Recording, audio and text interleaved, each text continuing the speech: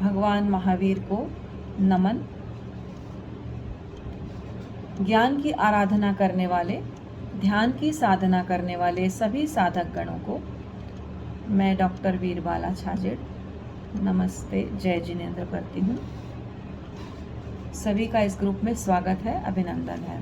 हम प्रथम ध्यान करेंगे और उसके पश्चात भगवान महावीर के जीवन दर्शन को, आज महावीर जयंती है, इस उपलक्ष्य में हम वाचन करेंगे। तो चलिए तैयार हो जाएं सब लोग। सबसे पहले मंगल भावना। श्वास भरें। श्री संपन्नो हम स्याम,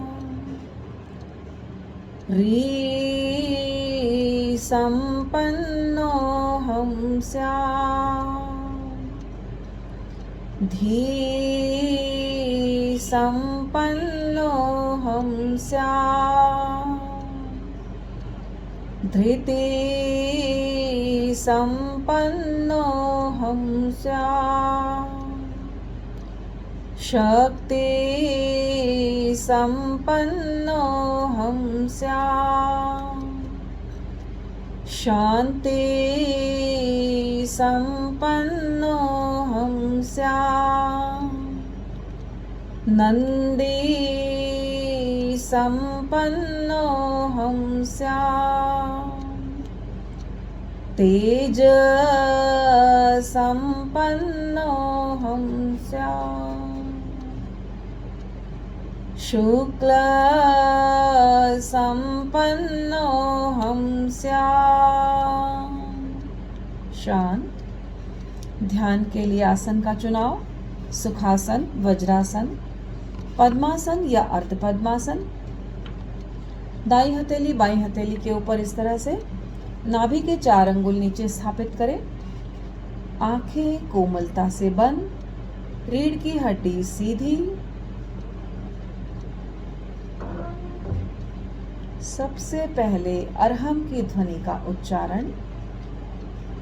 नाभि से 2 सेकंड, हार्ट के आनंद केंद्र से 4 सेकंड, विशुद्धि केंद्र से गले का मध्य भाग 6 सेकंड और 2 सेकंड का नाद मस्तिष्क के अग्रभाग से।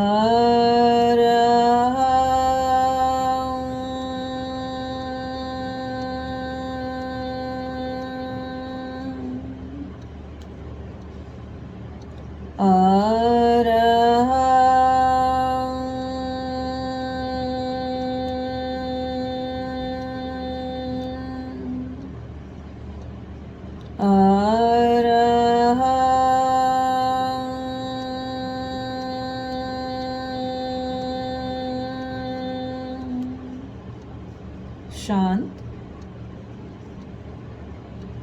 ध्येय सूत्र: संपिख्यै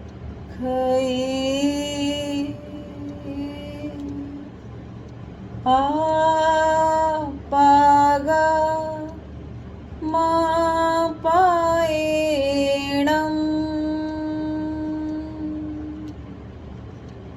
संपिख्यै आपागमापायेणं,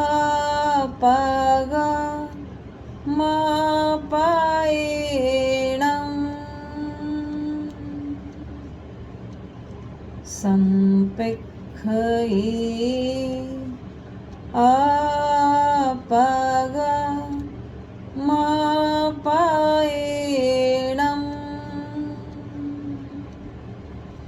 आत्मा के द्वारा आत्मा को देखें, स्वयं स्वयं को देखें।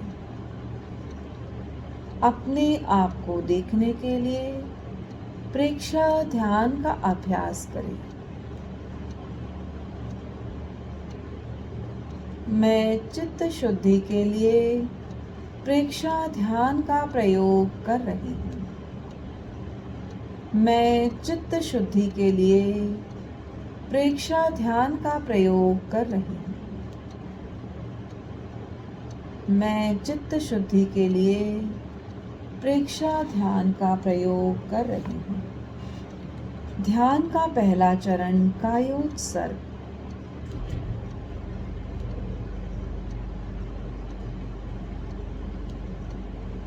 शरीर को स्थिर और शिथिल करें। पूरी जागरूकता और तन्मयता, कोई हलन चलन नहीं, प्रतिमा की भांति अडोल।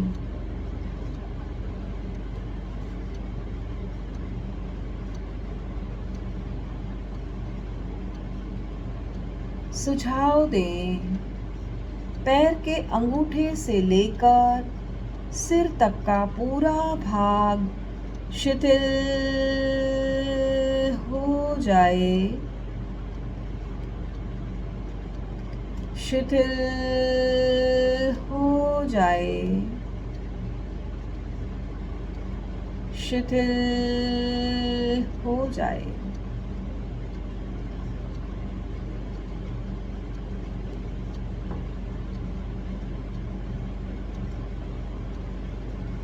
अनुभव करें,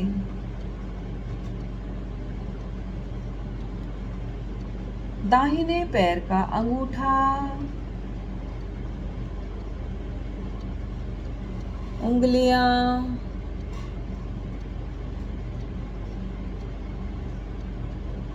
पंजा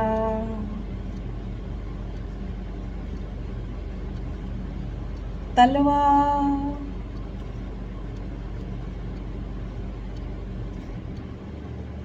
एड़ी टखना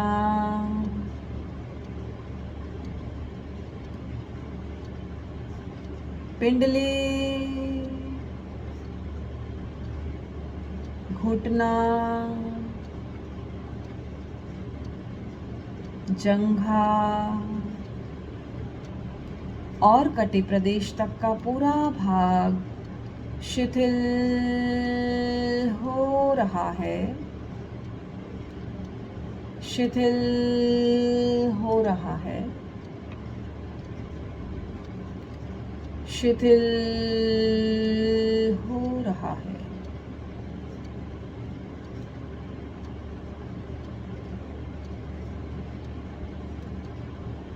पूरा दाहिना पैर शिथिल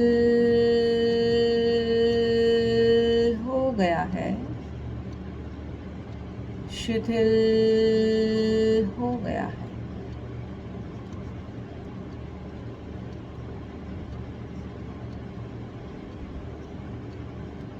इसी प्रकार बाएं पैर का अंगूठा उंगलियां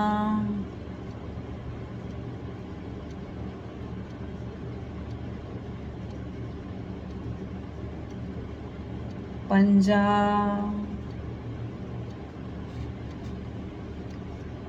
तलवा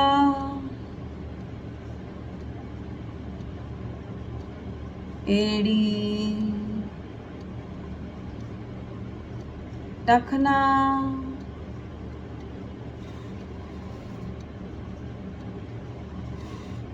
पिंडली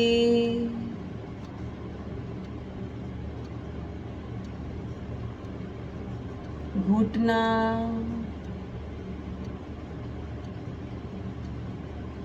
जंघा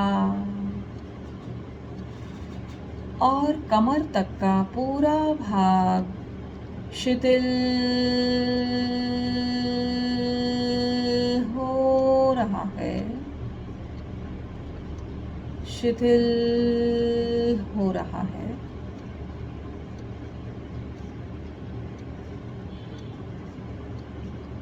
शिथिल हो गया है।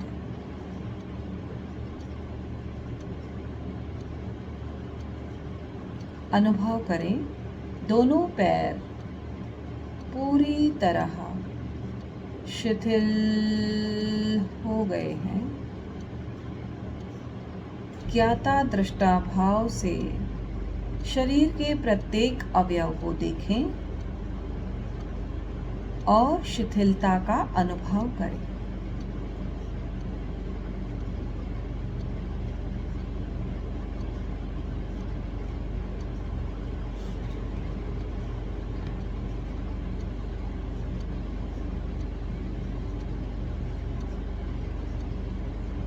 चित्त को पेड़ू पर लाएं, पेट का निचला भाग।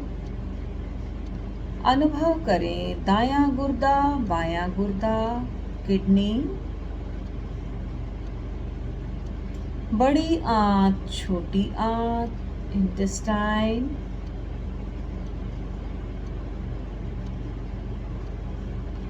पेट के भीतरी अवयव,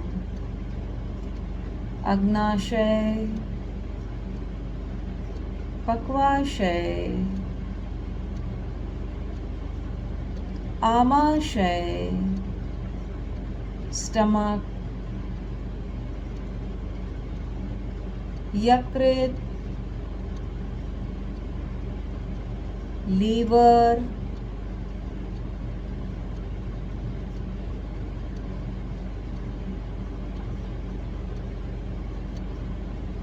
तिल्ली, स्प्लीन और तनुपट, डायफ्राम शिथिल हो रहा है, शिथिल हो रहा है, शिथिल हो रहा है।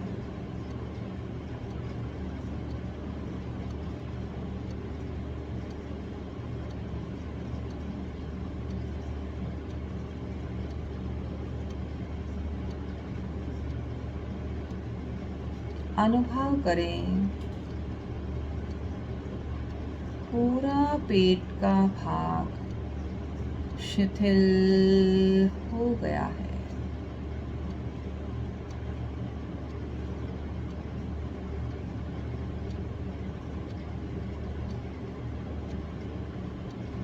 चित्त को छाती के भाग पर लाएं।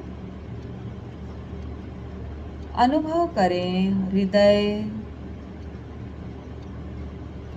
हार्ट, दायां फेफड़ा, बायां फेफड़ा, लंग्स,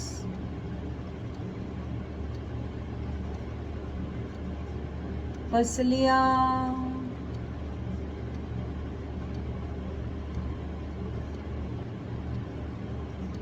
मेरुदंड,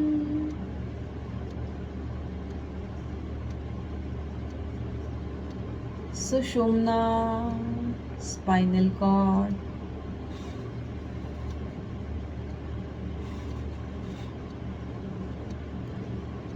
पूरे पीठ का भाग शिथिल हो रहा है, शिथिल हो रहा है, शिथिल हो रहा है।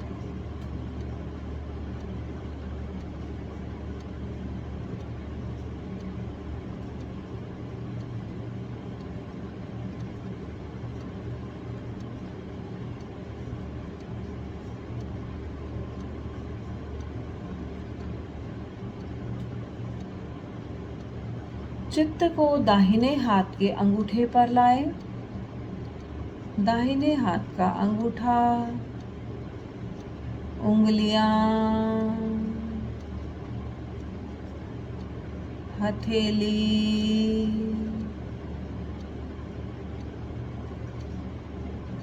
मणिबंध से कोहनी, कोहनी से कंधा शिथिल हो रहा है। अनुभव करें पूरा दायां हाथ शिथिल हो रहा है।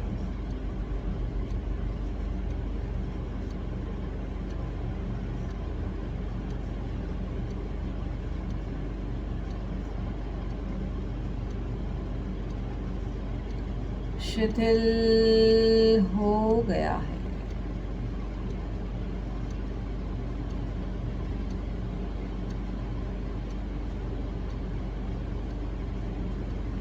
इसी प्रकार बाएं हाथ का अंगूठा, उंगलियां,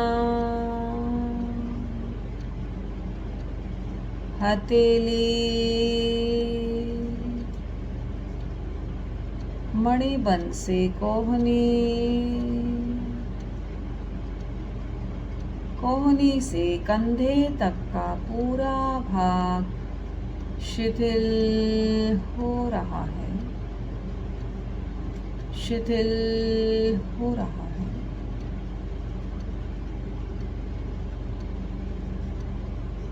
अनुभव करें पूरा बायां हाथ शिथिल हो गया है।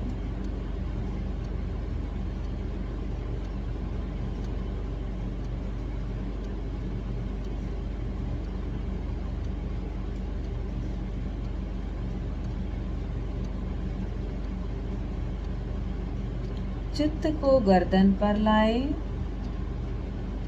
गर्दन स्वर यंत्र, ठुड्डी, ओष्ठ, मसूड़े,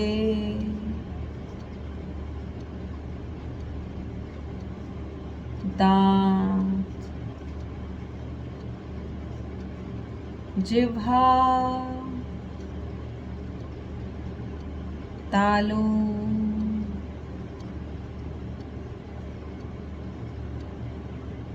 दायां कपोल, बायां कपोल, दाई कनपटी, दायां कान, बाई कनपटी, बायां कान,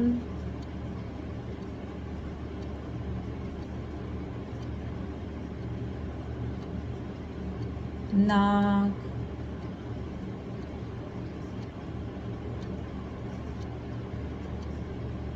दाई आंख, बाई आंख, ललाट, मस्तिष्क का पूरा भाग शिथिल हो जाए, शिथिल हो जाए।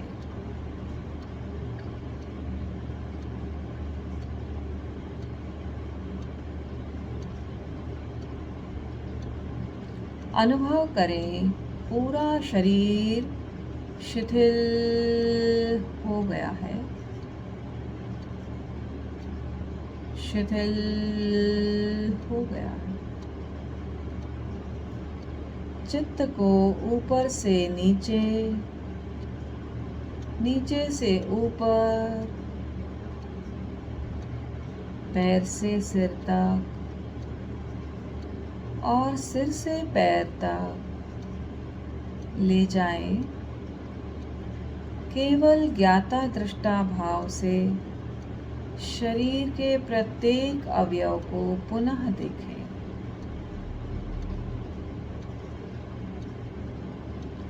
और शिथिलता का अनुभव करें।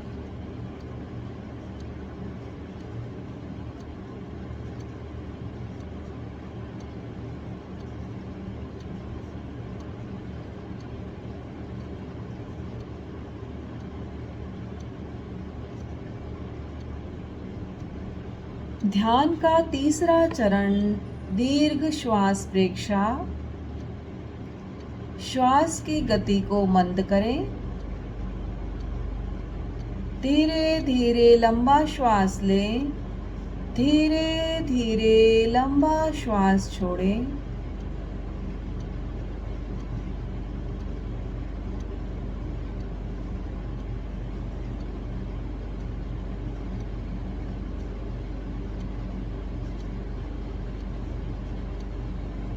श्वास को लयबद्ध और समताल करें।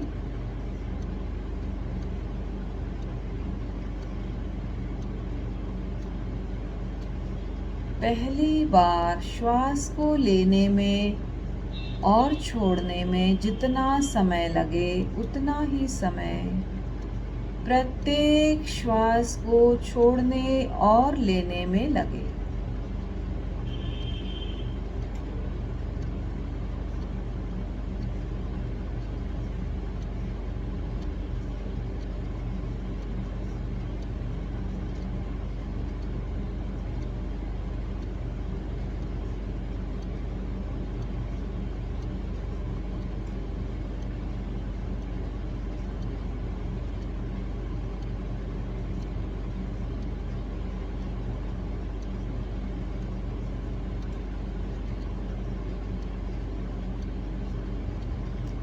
श्वास के कंपन नाभि तक पहुँचें। श्वास लेते समय पेट की मांसपेशियां फूलती है और छोड़ते समय पेट की मांसपेशियां सिकुड़ती है। चित्त को नाभि पर केंद्रित करें और पेट की मांसपेशियों के फूलने और सिकुड़ने का अनुभव करें तथा आते जाते श्वास का अनुभव करें।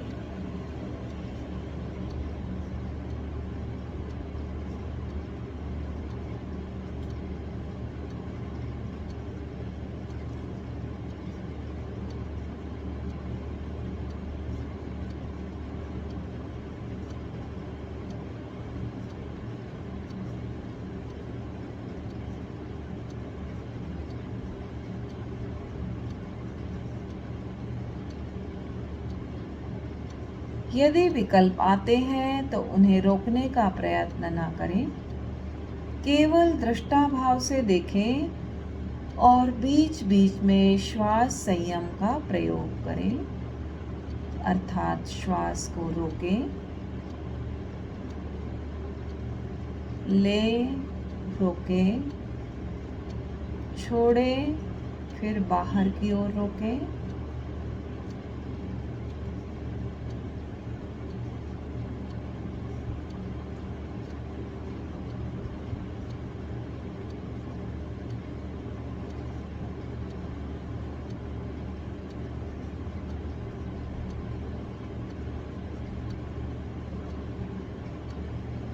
गहरी एकाग्रता और पूरी जागरूकता के साथ दीर्घ श्वास प्रेक्षा का अभ्यास करें।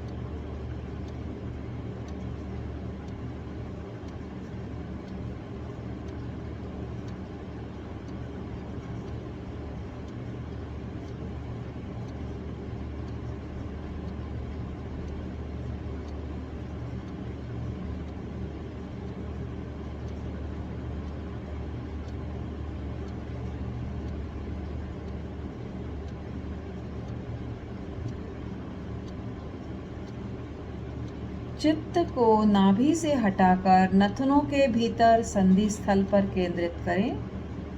आईब्रो के बीच का भाग नथनों का संधि स्थल। आते जाते प्रत्येक श्वास का अनुभव करें।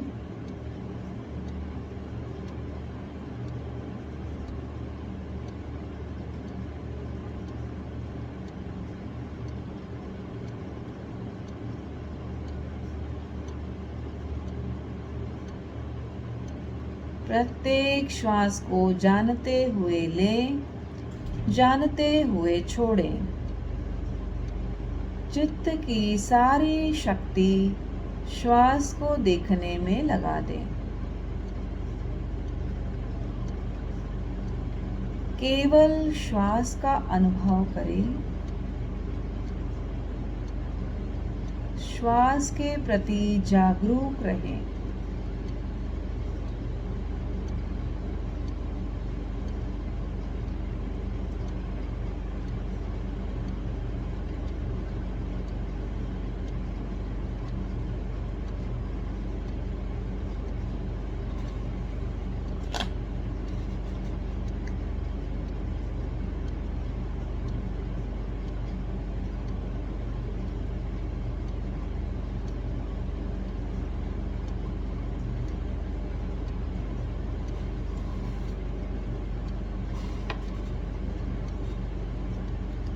चित्त को अब ज्योति केंद्र पर लाएं, ललाट का मध्य भाग।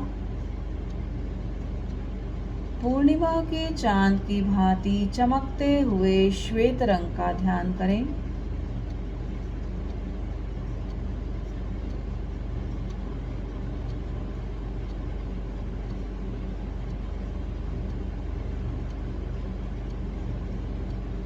चमकते हुए श्वेत रंग के परमाणु पूरे ललाट में फैल रहे हैं।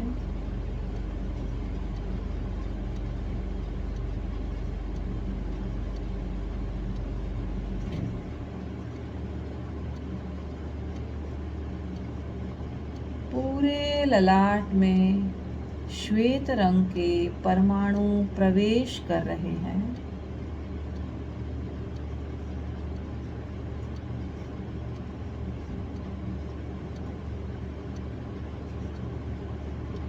पूरा ललाट श्वेत रंग के परमाणुओं से भर गया है। अनुभव करें।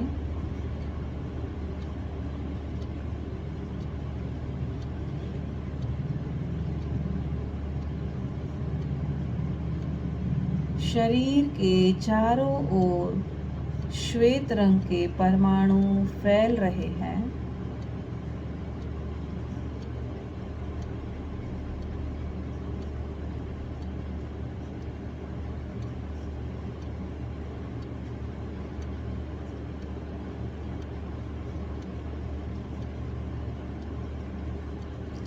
वहाँ होने वाले स्पंदन, प्रकंपन का अनुभव करें।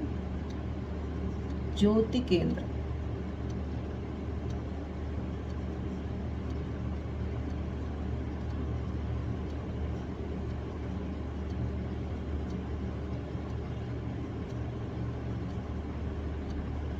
शांति और आनंद का अनुभव करें।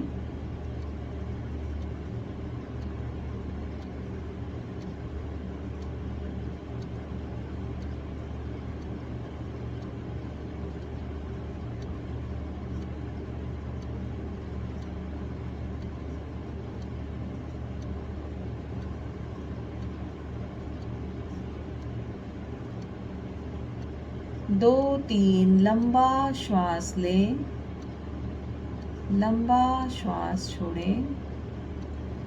शरीर में सक्रियता का अनुभव करते हुए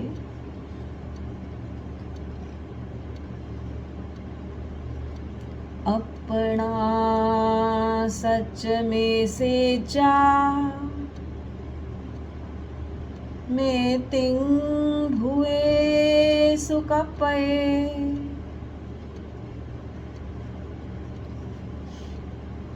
अपना सच में से जा में तिंग भुए सुकपए। स्वयं सत्य खोजें, सबके साथ मैत्री करें। आहंसु वेचा चरणं पमोक्षम। आहंसु वेचा चरणं पमोक्षम। दुख मुक्ति के लिए विद्या और आचार का अनुशीलन करें। अर्हन्ते शरणं पवजामि। सिद्धे शरणं पवजामि। साहु शरणं पवजामि। केवलीपणतं धम्मं शरणं पवजामि। मैं अरहंतों की शरण स्वीकार करती हूँ। मैं सिद्धों की शरण स्वीकार करती हूँ। मैं साधुओं की शरण स्वीकार करती हूँ। मैं केवली भाषित धर्म की शरण स्वीकार करती हूँ। संकल्प। मैं चैतन्यमय हूँ। मैं आनंदमय हूँ। मैं शक्तिमय हूँ। मेरे भीतर अनंत चैतन्य का, अनंत आनंद का, अनंत शक्ति का सागर लहरा रहा है। इसका साक्षात्कार करना ही मेरे जीवन का परम लक्ष्य है। ओम शांति शांति शांति। दोनों हाथ आनंद केंद्र पर जुड़े हुए सत्य को वंदन करेंगे। श्वास भरें, छोड़ते हुए वंदे, झुकते हुए सत्यम 3 बार। वंदे सत्यम, वंदे सत्यम, वंदे सत्यम। धीरे धीरे आंखें खोलें, ध्यान का प्रयोग संपन्न। महावीर प्रभु के चरणों में श्रद्धा के कुसुम चढ़ाए हम, उनके आदर्शों को अपना जीवन की ज्योति जगाए हम। महावीर प्रभु के चरणों में तप संयममय शुभ साधन से आराध्य चरण आराधन से बन मुक्त विकारों से सहसा अब आत्म विजय कर पाए हम।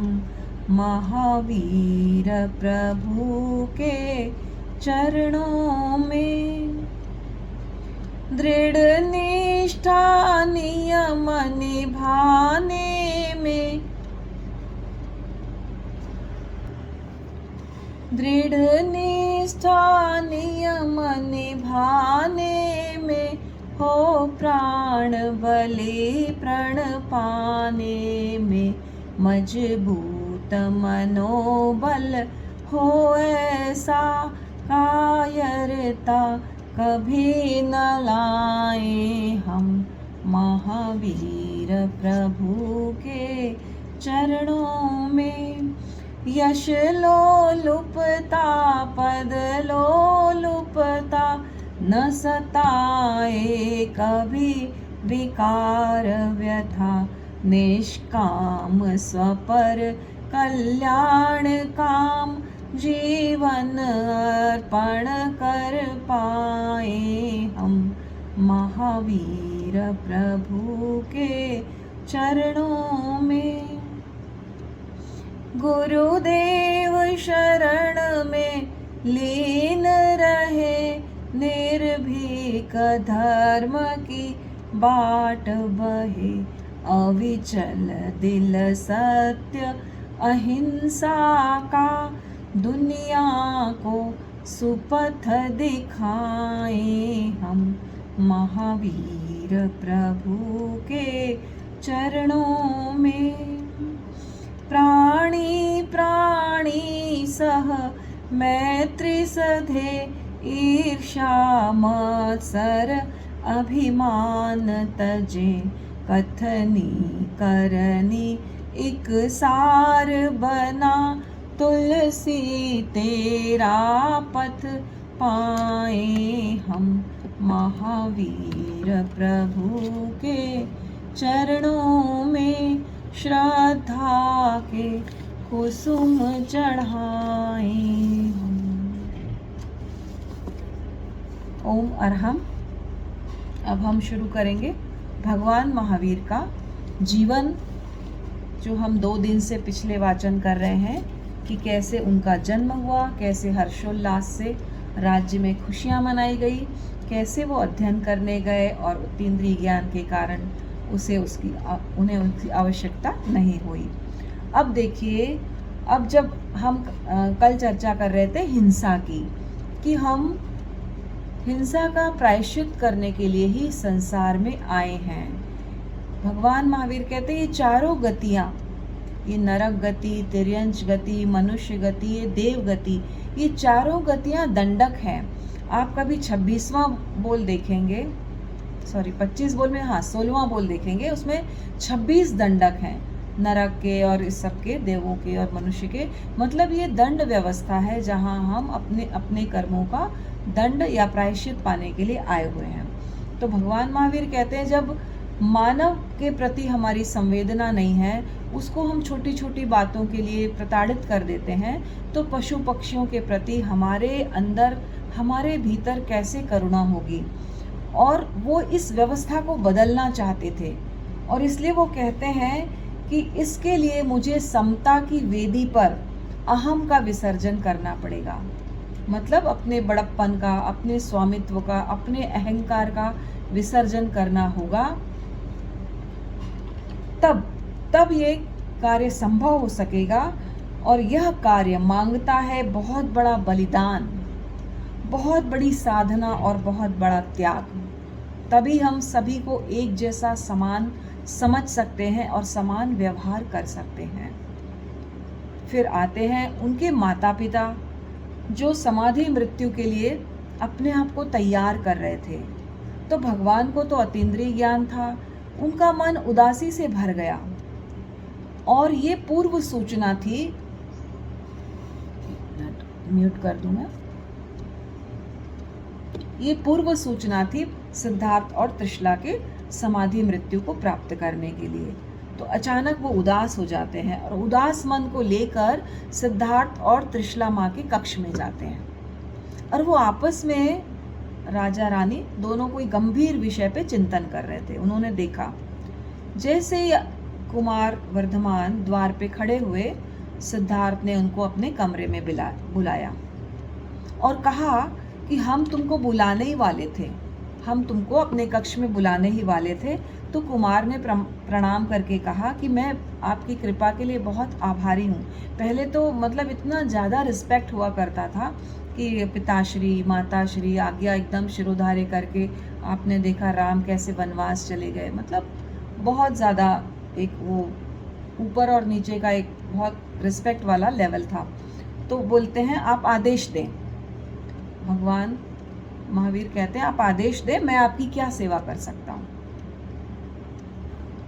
तो वो कहते हैं कुमार, तुम देख रहे हो हमारी अवस्था जो है परिपक्व हो गई है, मतलब हम वृद्ध हो गए हैं, पता नहीं कब मृत्यु का सामना हो जाए, कब मृत्यु आ जाए, वह हमें निमंत्रण दे। इससे पहले हम चाहते हैं कि हम मृत्यु को निमंत्रण दे दें। कोई चीज़ हमें छोड़े उसके पहले हम उसको छोड़ना चाहते हैं, यानी देह त्याग की, समाधि मृत्यु की बात वो करते हैं। तो भगवान को बिल्कुल अच्छा नहीं लगता। वर्धमान कहते हैं कि नहीं, मुझे ये बातें बिल्कुल भी पसंद नहीं है, आप कृपा करके ऐसी बातें मेरे सामने मत करिए। कोई भी हो, किसी के भी माता पिता यदि ऐसी बात करते हैं छोड़कर जाने की, मृत्यु की, तो कोई भी संतान होगी उसको अच्छा नहीं लगेगा। तो भगवान तो बहुत ज़्यादा प्रेम करते थे, बहुत ज़्यादा आसक्त थे, अनुराग था उनको अपने माता पिता से। तो उन्होंने कहा कि मुझे ये पसंद नहीं है कि आप मेरे सामने ऐसी बातें करें। तो बहुत मार्मिक उत्तर दिया सिद्धार्थ ने। राजा सिद्धार्थ ने कहा कि माता पिता का वियोग तुम्हारे लिए जरूर असह्य है, परंतु जो बात यथार्थ है, जो बात सत्य है, जो होना है वह तो होगा ही। तुम्हारी पसंद और नापसंद से कुछ नहीं होने वाला है। कितनी मार्मिक बात उन्होंने अपने पुत्र को समझाई कि तुम्हारी पसंद और नापसंद से कुछ नहीं होने वाला है, जो होना है उसे रोका नहीं जा सकता, फिर उसे नकारने का क्या अर्थ है, उसमें पसंद और नापसंद करने का क्या अर्थ है। जो यथार्थ है, जो सत्य है, वो तो होना ही है। कहते हैं महावीर, बहुत संवाद में बहुत सुंदर एक नाटिका जैसा ये पूरी बुक लिखी गई है।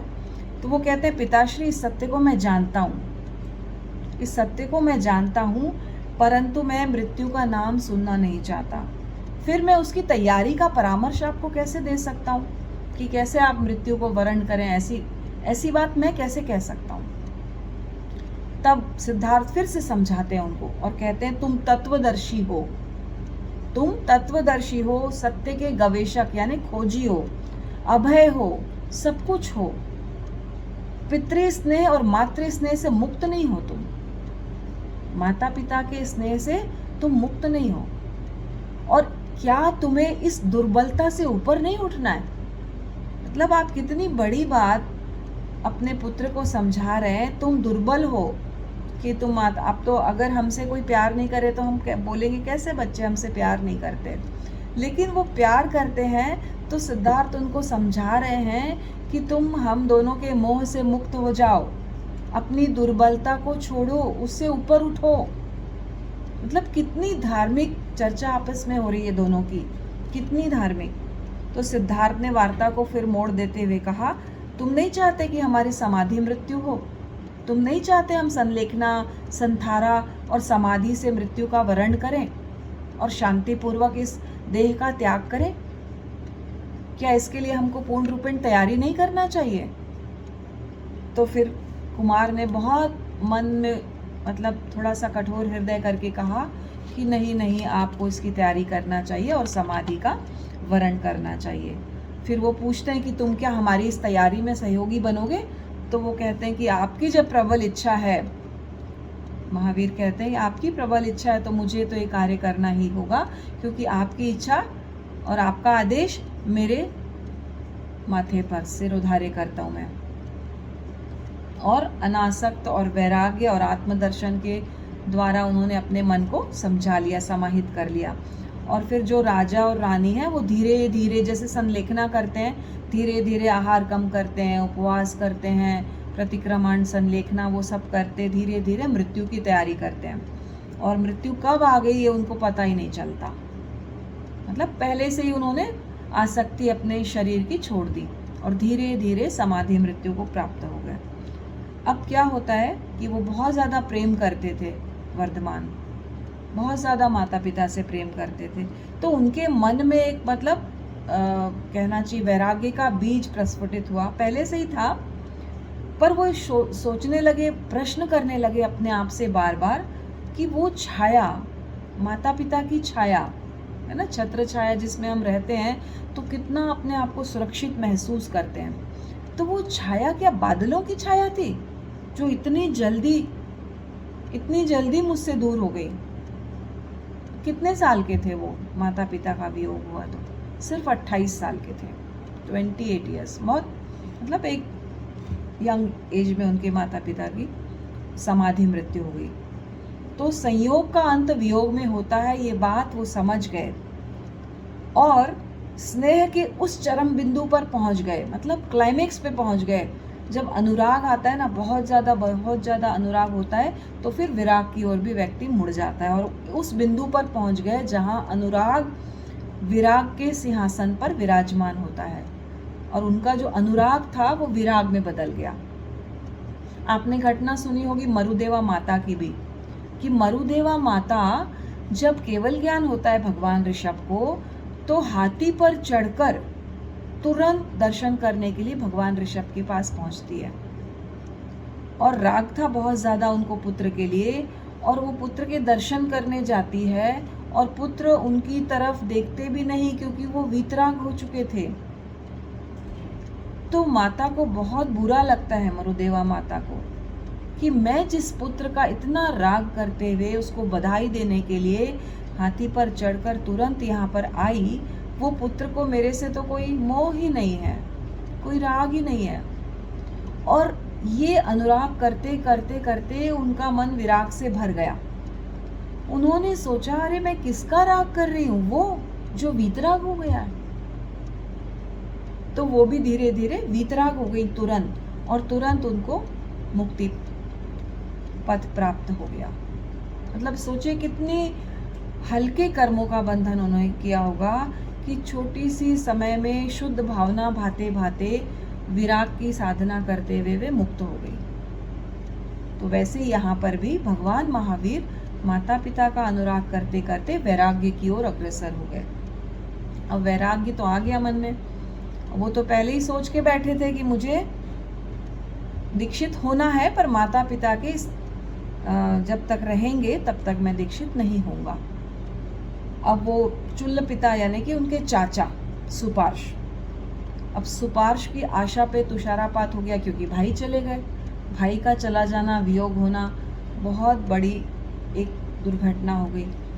तो अब वो उनकी जो आशाएं हैं वो भगवान महावीर पे टिक गई कि ये, इनके बचपन में कहा गया था कि ये चक्रवर्ती बनेंगे, और वो स्वप्न संजोए बैठे थे कि ये महावीर जो है वो चक्रवर्ती बनेगा।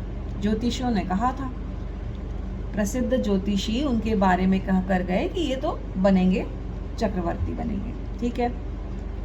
अब उनको जब सूचना मिलती है कि वर्धमान तो घर छोड़कर दीक्षित होना चाहते हैं, तो वो बहुत विचलित हो गए, और इस सूचना से उनके सपनों का महल ढह गया। और ये जो वर्धमान के अभिनिष्क्रमण यानी घर से चले जाने की, दीक्षित हो जाने की जो व्यथा थी उनके मन में, वो लेकर वो कहाँ आए? भगवान महावीर के कक्ष में आए। अब जब चाचा कक्ष में आते हैं तो भगवान महावीर कहते हैं, अरे आपने मुझे बुला लिया होता चुल्ल पिता, आप यहाँ क्यों पधारे हैं? तो सुपार्श ने कहा कि भाई मैं आऊँ तुम आओ, क्या एक ही बात है, इससे कोई फर्क नहीं पड़ता, पर जिस बात से मुझे फर्क पड़ रहा है तुम उसको दूर करो, उस अंतर को मिटाओ। तो भगवान को तो पता ही नहीं था कि कौन सा अंतर, किसकी बात कर रहे हैं वो महावीर स्वामी बोले, आप तो मेरे पिता के समान हैं, मेरे पिता में और आप में मेरे लिए कोई फर्क नहीं है। तो वो सिसक के रोने लग गए। उनके चाचा सुपार्श रोने लग गए कि भाई का वियोग हो गया, और जो भतीजा है वो संसार छोड़कर जाने की बात कर रहा है। तो उन्होंने कहा, ये मुझे सहन नहीं होगा कि तुम घर से निकल जाना चाहते हो, ये मुझसे सहन नहीं होगा। एक तो मेरा भाई चला गया, उस स्थिति पे तो मेरा वश नहीं था, लेकिन अब मैं तुम्हें जाने नहीं दूंगा। तो भगवान कहते हैं, चुल्ल पिता, मैं घर से निकल जाना कहाँ चाहता हूँ, मैं अपने घर से निकला हुआ हूं, मैं तो अपने घर में जाना चाहता हूं।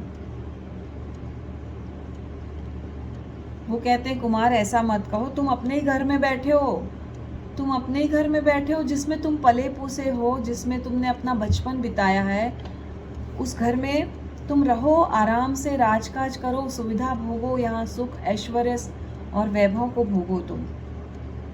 तब वो एक प्रश्न करते हैं, ये बहुत मार्मिक प्रश्न है और ये लाइन बहुत नोट करने लायक है। चुल्ल पिता, क्या मेरा अस्तित्व 28 वर्ष से है? क्या इससे पहले मैं नहीं था? यदि था तो ये घर मेरा अपना कैसे हो सकता है? मेरा घर मेरी चेतना है जो मुझसे कभी अलग नहीं होती,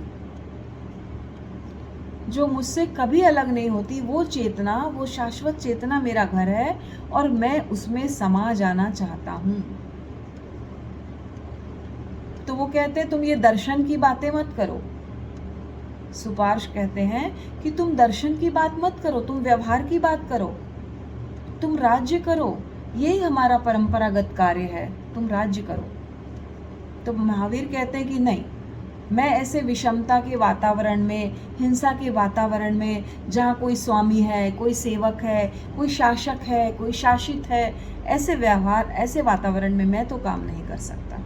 मेरे मन में कोई उत्साह नहीं है शासन करने के लिए। मैं तो ऐसी जगह जाना चाहता हूँ जहाँ कोई किसी पर शासन न करे, सब स्वतंत्र हों, सब खुश हों, सब आनंदित हों, सब सुखी हों, किसी को कोई पीड़ा ना हो, मैं किसी को कष्ट नहीं पहुंचा सकता। बहुत उनको समझाया सुपार्श ने, नंदीवर्धन ने भी रोका, भाई ने भी रोका, परंतु वो तो जाने के लिए तत्पर थे। जो जाना चाहता है उसको कोई रोक नहीं सकता। आचार्य महाप्रज्ञ जी फिर प्रश्न करते हैं अपने आप से कि जैसे बहुत सारे जो दीक्षित होते हैं, तीर्थंकर दीक्षित होते हैं, उनको कोई ना कोई कारण मिलता है जिससे उनका मन आंदोलित हो जाता है और वैराग्य पथ पे वो चल पड़ते हैं। तो भगवान महावीर को ऐसा कौन सा कारण मिला, ऐसी कौन सी घटना उन्होंने देखी जिससे कि उनका मन विचलित हो गया? बहुत समय तक उनको इनके प्रश्न का उत्तर नहीं मिला। आप पढ़िएगा श्रमण महावीर में पेज नंबर 36, जिसमें वो कहते हैं, मैंने पूरा नोट किया है, बहुत सुंदर। आचार्य महाप्रज्ञ जी ने क्या किया? विचार संप्रेषण किया। विचारों को भेजा। कहाँ भेजा? भगवान महावीर के पास। अब आप सोचिए, अतीन्द्रिय ज्ञान बिना तो ये संभव नहीं है ना? कोई ना कोई शक्ति, कोई ना कोई पावर हो, तभी आप आहारक शरीर के माध्यम से या विचार संप्रेषण के माध्यम से प्रश्न कर सकते हैं लोक के अग्रभाग पे जाके, या जहाँ भी आप भेजना चाहते हैं। तो उन्होंने कहा है आचार्य महाप्रज्ञ जी ने कि विचार संप्रेषण करके मैंने प्रश्न कहाँ भेजे? महावीर के पास। उत्तर आए पर पकड़ में नहीं आए उनको। फिर उन्होंने सुधर्मा स्वामी के पास भेजे, उत्तर आए मगर वो पकड़ नहीं पाए। फिर उन्होंने गणधर गौतम के पास अपने प्रश्न भेजे, वहाँ से भी उत्तर आए पर वो पकड़ नहीं पाए। कई बार हम उसको पकड़ नहीं पाते, उन शब्द की जो पुद्गल है उसको। फिर उसके बाद उन्होंने देवर्दिगनी क्षमा श्रमण, जिन्होंने अब आगम जो हम पढ़ रहे हैं जिनके लिखे हुए, उनके पास प्रश्न भेजे और फिर उत्तर आए, वो पकड़ पाए वो कि भगवान महावीर कितनी बार अनार्य क्षेत्रों में गए, कौन कौन से वर्ष में गए। उन्होंने लिखा यहाँ पे 5वें और 9वें वर्ष में गए, अनार्य क्षेत्रों में 5 बार गए। ये सब उन्होंने अपनी बुक में लिखा है। मतलब आप 2 लाइन पढ़ के ही समझ जाएंगे कि उनको कैसी शक्तियाँ प्राप्त थी जिन्होंने ये बुक लिखी है। आचार्य श्री महाप्रज्ञ जी को हम नमन करते हैं कि वो इतना सुंदर साहित्य हमारे लिए रच के गए। 300 से अधिक किताबें उन्होंने लिखी और सब किताबों में कुछ नयापन है। हर किताब में गूढ़ गूढ़ बातें हैं कि सुनने में लगता है कहाँ कुछ नया सुन रहे हैं। ऐसे ऐसे उनकी शब्द संरचना है कि लगता है कि कहाँ पहुँच गए हम इसको पढ़ते पढ़ते। तो बहुत सुंदर उन्होंने इस बात को वर्णन किया यहाँ पे कि मैंने प्रश्न पूछा, तब मुझे प्रश्न का उत्तर मिला। और यहाँ पे जैसे अरिष्ट नेमी का उदाहरण देते हैं कि अरिष्ट नेमी का दिल करुणा से कब भर गया, आप सब जानते हैं वो उदाहरण, कि जब वो शादी करने के लिए बारात लेकर जा रहे थे, है ना, तो बहुत सारे पक्षियों का, पशुओं का हनन किया जा रहा था क्योंकि बारातियों का भोजन बनना था। भात देने के लिए, बारात को भात देते हैं तो वो भोजन बनने वाला था। तो अरिष्ट नेमी का दिल करुणा से भर गया। उन्होंने कहा एक घर बने और इतने सारे निरीह जीवों का घर उजड़े, ये नहीं हो सकता। तत्काल वापस मुड़ गए और शादी किए बिना वो अहिंसा के राजपथ पर चल पड़े, दीक्षित हो गए। ऐसी घटना भगवान पार्श्व के साथ भी हुई। जब वो देखते हैं कि कोई तपस्वी अग्नि लकड़ी को जला रहा है और उन्होंने अपने अतीन्द्रिय ज्ञान से देखा कि नाग नागिन का जोड़ा उसमें बैठा हुआ है और वो जल रहा है, तो उन्होंने तपस्वी से कहा कि ये बंद करो और देखो इसमें कि काष्ठ को चीर कर देखो, इसमें एक नाग नागिन का जोड़ा है। उन्होंने चीरा और उसमें एक तड़पता हुआ अर्ध जला हुआ, आधा जला हुआ सांप का जोड़ा निकला। और इस घटना ने उनके अंतःकरण को इतना झकझोर दिया कि वो अहिंसा की यात्रा की ओर चल पड़े। तो कोई ना कोई घटना होती है जिससे मन विचलित हो जाता है और वैराग्य की ओर आदमी बढ़ जाता है। तो भगवान महावीर को कौन सी घटना मिली, शायद आप जानते हो या नहीं जानते हो, मुझे नहीं मालूम, लेकिन मैं उसकी चर्चा यहाँ पर करूँगी। आचार्य महाप्रज्ञ जी ने की है कि एक दिन राजकुमार महावीर अपने सेवकों के साथ उद्यान में क्रीड़ा करने जा रहे थे और राजपथ पर एक बहुत बड़ा महल था। तो उन्होंने जैसे ही देखा कि एक इंसान का करुण क्रंदन, रोना सुनाई दे रहा है, क्रंदन सुनाई दे रहा है, तो उन्होंने पूछा अपने सेवक से, जाओ देखो ये व्यक्ति क्यों रो रहा है। तो सेवक गया महल के अंदर, प्रासाद के अंदर, और स्थिति का ज्ञान प्राप्त करके वापस आया। तो राजकुमार ने पूछा, कहो क्या बात है, क्या देख कर आए हो। तो कुछ नहीं, घरेलू मामला है उनका। सेवक ने कहा उनका कोई घरेलू मामला है, कोई खास बात नहीं। तो फिर महावीर ने कहा इतनी करुण चीख क्यों चीख रहा है, वो चीख क्यों रहा है फिर वो। तो बोले वो गृहपति है, यानी स्वामी जो है, सेठ जो है, अपने दास को पीट रहा है। दास प्रथा का युग था, वो खरीदे बेचे जाते थे दास दासियां।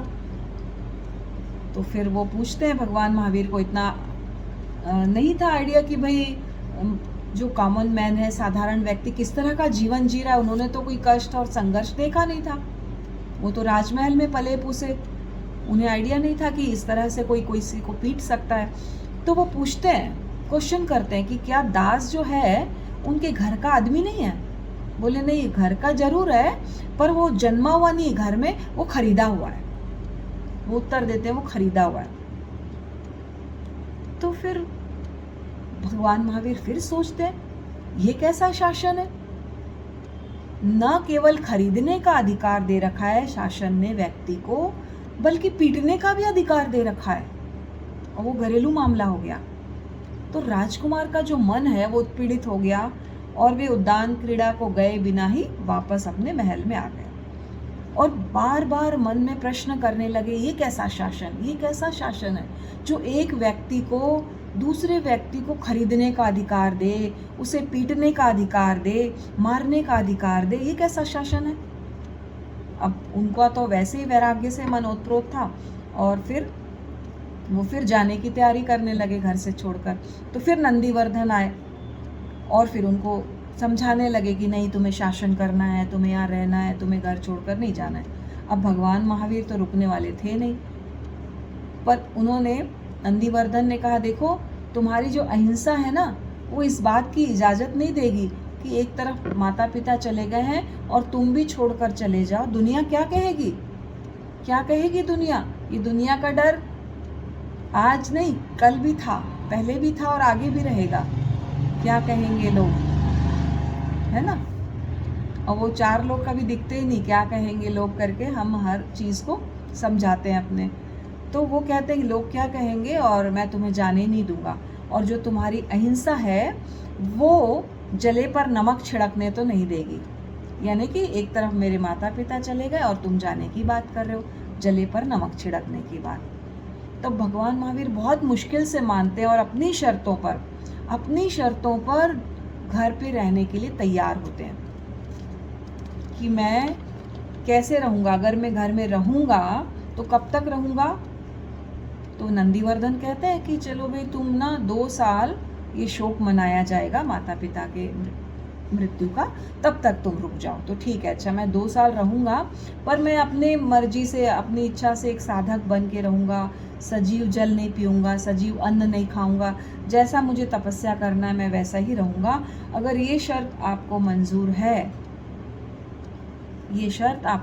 है, तो मैं यहाँ रहने के लिए तैयार हूँ। क्योंकि मैं शासन तो नहीं करूँगा, क्योंकि अकेला व्यक्ति क्या शासन करेगा। सबके सहयोग से, सबकी इच्छा से नियम बनेंगे, कायदे बनेंगे, और मैं अहिंसा की बात करूँगा। और हिंसा के बिना शासन कैसे चलता है। वहाँ तो कठोर नियम होते हैं, दंड होते हैं, दोनों को देना पड़ता है। तो मैं तो शासन नहीं कर सकता। तो फिर उन्होंने नंदीवर्धन से अपना जो भी एग्रीमेंट है वो फाइनल किया कि मैं साधना करूँगा, ब्रह्मचार्य रहूँगा, सजीव अन्न खाना पीना नहीं करूँगा, रात्रि भोजन नहीं करूँगा, और अपनी अनासक्ति की साधना करूँगा, ध्यान करूँगा, ध्यान का अभ्यास करूँगा। और भगवान ने आस्वाद की साधना का अभ्यास किया, ध्यान की साधना का अभ्यास किया, और वो शरीर के ममत्व से मुक्ति पाई उन्होंने। तो आज हम यहीं तक रहने देते हैं हमारी महावीर स्वामी की जीवन की, दर्शन की वाचना को, और 5 मिनट हम कुछ थोड़ा सा इस पर परिचर्चा कर लेते हैं। तो